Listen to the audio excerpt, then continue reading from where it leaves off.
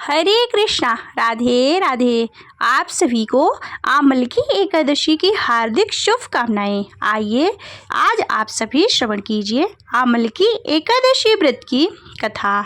आमलकी एकादशी का व्रत करने से व्यक्ति के जीवन में सुख समृद्धि आती है तथा समस्त पापों का नाश होता है। साथ ही भगवान श्री हरि विष्णु की कृपा से वैकुंठ धाम की प्राप्ति होती है। इस दिन भगवान विष्णु आंवले के वृक्ष में वास करते हैं, इसलिए आंवले के वृक्ष के नीचे भगवान विष्णु एवं माता लक्ष्मी के साथ साथ भगवान शिव की पूजा अवश्य करनी चाहिए। फाल्गुन मास के शुक्ल पक्ष की एकादशी को आमलकी एकादशी एवं आंवला एकादशी के नाम से जाना जाता है। इस दिन भगवान विष्णु की पूजा करने के पश्चात भोग व आंवले के फल को अवश्य अर्पित करना चाहिए। फाल्गुन मास के शुक्ल पक्ष की एकादशी तिथि का आरंभ 9 मार्च 2025 को सुबह 7:45 पर होगा और इसका समापन 10 मार्च की सुबह 7:44 पर होगा। उदया तिथि के अनुसार इस बार आमलकी एकादशी का व्रत 10 मार्च सोमवार को रखा जाएगा। ब्रह्म मुहूर्त का समय है सुबह 4:59 से 5:48 तक। अभिजीत मुहूर्त है दोपहर 12:08 से 12:45 तक। सर्व सिद्धि योग है सुबह 6:36 से। इस दिन ब्रह्मा मुहूर्त में पूजा करना बहुत ही शुभ माना जाता है, क्योंकि इस समय शोभन योग भी बन रहा है। आमलकी एकादशी व्रत का पारण 11 मार्च 2025 को सुबह 6:35 से 8:13 तक रहेगा। द्वादशी तिथि का समापन उसी दिन सुबह 8:13 पर होगा। आमलकी एकादशी व्रत की कथा। युधिष्ठिर ने कहा, हे श्री कृष्ण, अब आप फाल्गुन शुक्ल पक्ष की एकादशी का नाम और महात्म्य बताने की कृपा कीजिए। इस पर भगवान श्री कृष्ण बोले, महाभाग धर्मनंदन सुनो, तुम्हें इस समय वह प्रसंग सुनाता हूँ जिसे मानधाता के पूछने पर महात्मा वशिष्ठ जी ने कहा था। फाल्गुन शुक्ल पक्ष की एकादशी का नाम आमलकी एकादशी है। इसका सपवित्र व्रत विष्णु लोक की प्राप्ति कराने वाला है। मानधाता ने पूछा, द्विज श्रेष्ठ, यह आमलकी कब उत्पन्न हुई, मुझे बताइए। वशिष्ठ जी ने कहा, महाभाग सुनो, पृथ्वी पर आमलकी की उत्पत्ति किस प्रकार से हुई यह बताता हूँ। आमलकी महान वृक्ष है जो सब पापों का नाश करने वाला है। भगवान विष्णु के थूकने पर उनके मुख से चंद्रमा के समान कांतिमान एक बिंदु प्रकट हुआ। वह बिंदु पृथ्वी पर गिरा, उसी से आंवले के वृक्ष की महान उत्पत्ति हुई। यह सभी वृक्षों का आदिभूत कहलाता है। इसी समय समस्त प्रजा को सृष्टि करने के लिए भगवान ने ब्रह्मा जी को उत्पन्न किया। उन्हीं से इन प्रजाओं की सृष्टि हुई। देवता, दानव, गंधर्व, यक्ष, राक्षस, नाग तथा निर्मल अंतकरण वाले महर्षियों को ब्रह्मा जी ने जन्म दिया। उनमें से देवता और ऋषि उस स्थान पर आए जहाँ आंवला की वृक्ष था। महाभाग, उसे देखकर देवताओं को बड़ा विस्मय हुआ। वे एक दूसरे पर दृष्टिपात करते हुए उत्कंठा पूर्वक उस वृक्ष की ओर देखने लगे और खड़े खड़े सोचने लगे कि प्रश्न पाकर आदि वृक्ष को पूर्व कल्प की ही भांति है, जो सबके सब हमारे परिचित हैं, किंतु इस वृक्ष को हम नहीं जानते। उन्हें इस प्रकार चिंता करते देख आकाशवाणी हुई, महर्षियों, यह सर्वश्रेष्ठ आंवलकी का वृक्ष है जो विष्णु को प्रिय है। इसके स्मरण मात्र से गोदान का फल मिलता है। स्पर्श करने से इसका 2 गुना फल, भक्षण करने से 3 गुना पुण्य प्राप्त होता है। इसलिए सदा प्रयत्न पूर्वक आंवला का सेवन करना चाहिए। यह सब पापों को हरने वाला वैष्णव वृक्ष कहलाता है। इसके मूल में विष्णु, इसके ऊपर ब्रह्मा, स्कंद में परमेश्वर भगवान शिव, शास्त्रों के में मुनि, टहनियों में देवता, पत्तों में वासु, फूलों में मरु, दृढ़ तथा न फलों में समस्त प्रजापति वास करते हैं। आमलकी सर्वदेवमयी बताई गई है, अतः विष्णु भक्त विष्णु पुरुषों के लिए यह परम पूज्य है। ऋषि बोले, अव्यक्त स्वरूप से बोलने वाले महापुरुष, हम लोग आपको क्या समझें? आप कौन हैं? देवता हैं या कोई और? हमें ठीक ठीक बताइए। आकाशवाणी हुई, जो संपूर्ण भूतों के कर्ता और समस्त भुवनों में स्पष्टता है, जिन्हें विद्वान पुरुष भी कठिनता से देख पाते हैं। सभी सनातन विष्णु में मैं हूँ। देवाधिदेव भगवान विष्णु का कथन सुनकर उन ब्रह्मा कुमार महर्षियों ने नेत्र आश्चर्य से चकित हो उठे। उन्हें बड़ा विस्मय हुआ। वे आदि अंत रहित भगवान की स्तुति करने लगे। ऋषि बोले, संपूर्ण भूतों के आत्मभूत आत्मा एवं परमात्मा को नमस्कार है।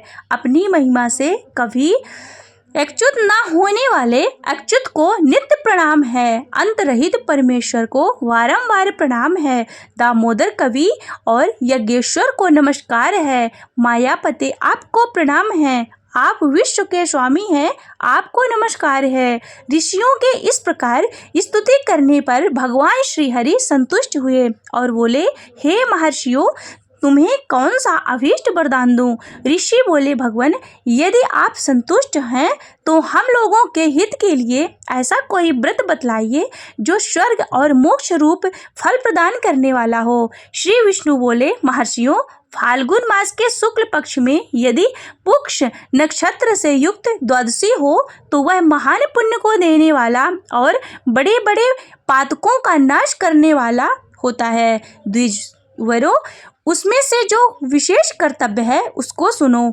आमलकी की एकादशी में आमले के वृक्ष के पास जाकर वहां रात्रि में जागरण करना चाहिए। इससे सब मनुष्य पापों से छूट जाता है और सहस्त्र गोदानों का फल प्राप्त करता है। विप्रगण, यह व्रतों में से उत्तम व्रत है जिसे मैंने तुम लोगों को बताया। ऋषि बोले, भगवान, इस व्रत की विधि बतलाइए, यह कैसे पूर्ण होता है? इसके देवता को नमस्कार और मंत्र कौन से बताए गए हैं? उस समय स्नान और दान कैसे किया जाता है? पूजन की कौन सी विधि है तथा उसके लिए मंत्र क्या है? इन सब पापों का यथार्थ रूप से वर्णन कीजिए। भगवान विष्णु ने कहा, हे द्विजवरों, इस व्रत को जो उत्तम विधि है उसको श्रवण करो। एकादशी को प्रातः काल दंत धावन करके यह संकल्प करें कि हे पुंडरीकाक्ष, हे अच्युत, मैं एकादशी को निराहार रहकर दूसरे दिन भोजन करूंगा। आप मुझे शरण में रखें। ऐसा नियम लेने के बाद पतित, चोर, पाखंडी, दुराचारी, मर्यादा भंग करने वाला तथा गुरु पत्नीगामी मनुष्यों से वार्तालाप ना करें। अपने मन में को वश में रखते हुए नदी में और पोखरों या फिर कुएं अथवा घर में ही स्नान करें। स्नान से पहले शरीर पर मिट्टी लगाएं। मृत्तिका लगाने का मंत्र है, अश्वकांते रथक्रांते विष्णुक्रांते वसुंधरे मृत्तिके हरमे पापम जन्म कोट्या समर्जितम। वसुंधरे, तुम्हारे ऊपर अश्व और रथ चला करते हैं तथा वामन अवतारों के समय भगवान विष्णु ने तुम्हें अपने पैरों से नापा था। मृत्तिके, मैंने करोड़ों जन्मों में जो पाप किए हैं, मेरे उन सब पापों को नष्ट करो। जल की अधिष्ठात्री देवी माता, तुम संपूर्ण भूतों के लिए जीवन हो। यही जीवन जो स्वेदज और उद्विज जाति के जीवों का भी रक्षक है। तुम रसों की स्वामिनी हो, तुम्हें नमस्कार है। आज मैं संपूर्ण तीर्थों, कुंडों, झरनों, नदियों और देव संबंधी सरोवरों में स्नान कर चुका हूँ। मेरा यह स्नान उक्त सभी स्थानों का फल देने वाला हो। विद्वान पुरुष को चाहिए कि वह परशुराम की सोने की प्रतिमा बनवाएं। प्रतिमा अपनी शक्ति और धन के अनुसार या एक या आधे मासे सुवर्ण की होनी चाहिए। खान के पश्चात घर आकर पूजा और हवन करें। इसके बाद सब प्रकार की सामग्री लेकर आंवले के वृक्ष के पास जाएं। वहां वृक्ष के चारों ओर की जमीन झाड़ बुहार लीप पोत कर शुद्ध करें। शुद्ध की हुई भूमि में मंत्र पाठ पूर्वक जल से भरे हुए नवीन कलश की स्थापना करें। कलश में पंचरत्न और दिव्य गंध आदि छोड़ दें। श्वेत चंदन से उसको चर्चित करें। कंठ में फूल की माला पहनाएं। सब प्रकार के धूप की सुगंध फैलाएं। जलते हुए दीपकों की श्रेणी सजाकर रखें। तात्पर्य यह है कि सब ओर से सुंदर एवं मनोहर दृश्य उपस्थित करें। पूजा के लिए नवीन छाता, जूता और वस्त्र भी मंगाकर रखें। कलश के ऊपर एक पात्र रखकर उसे दिव्य लाजों से भरें। फिर उसके ऊपर सुवर्ण में परशुराम जी की स्थापना करें।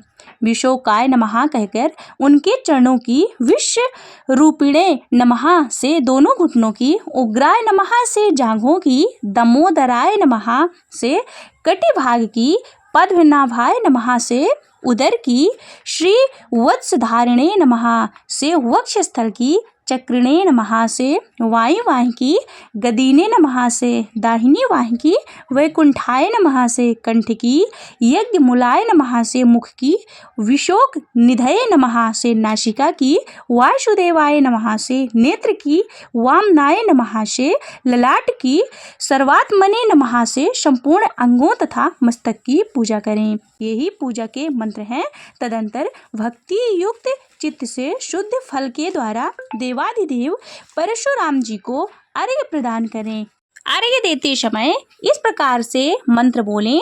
देव देवेश्वर जमद गृह नंदन श्री विष्णु स्वरूप परशुराम जी, आपको नमस्कार है, नमस्कार है। आंवले के फल के साथ दिया हुआ मेरा यह अर्घ्य ग्रहण कीजिए। तदंतर भक्ति युक्त चित्त से जागरण करें। नृत्य, संगीत, वाद्य, धार्मिक उपाख्यान तथा श्री विष्णु संबंधित कथा वार्ता आदि के द्वारा वह रात्रि व्यतीत करें। इसके बाद भगवान विष्णु के नाम ले लेकर आंवले के वृक्ष की परिक्रमा 108 या फिर 28 बार करें। फिर सवेरा होने पर श्री हरि की आरती करें। ब्राह्मण की पूजा करके वहाँ की सब सामग्री उन्हें दान में दे दें।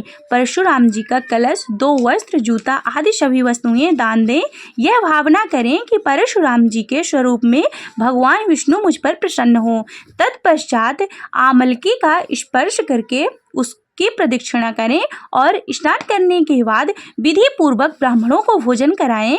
तदंतर कुटुंबियों के साथ बैठकर स्वयं भी भोजन करें। ऐसा करने से जो पुण्य होता है वह सब बतलाता हूँ, सुनो। संपूर्ण तीर्थों के सेवन से जो पुण्य प्राप्त होता है तथा सब प्रकार के दान देने से जो फल मिलता है वह सब उपर्युक्त विधि के पालन से सुलभ होता है। समस्त यज्ञों की अपेक्षा भी अधिक फल मिलता है, इसमें तनिक भी संदेह नहीं है। यह व्रत सब व्रतों में उत्तम है, जिसका मैंने तुमसे पूरा वर्णन किया है। वशिष्ठ जी कहते हैं, महाराज, इतना कहकर देवेश्वर भगवान विष्णु वहीं अंतर ध्यान हो गए। तत्पश्चात उन समस्त महर्षियों ने उक्त व्रत का पूर्ण रूप से पालन किया। नृपश्रेष्ठ, इसी प्रकार तुम्हें भी इस व्रत का अनुष्ठान करना चाहिए। भगवान श्री कृष्ण कहते हैं, युधिष्ठिर, यह दुर्धर्ष व्रत मनुष्य को सब पापों से मुक्त करने वाला है। हरे कृष्णा।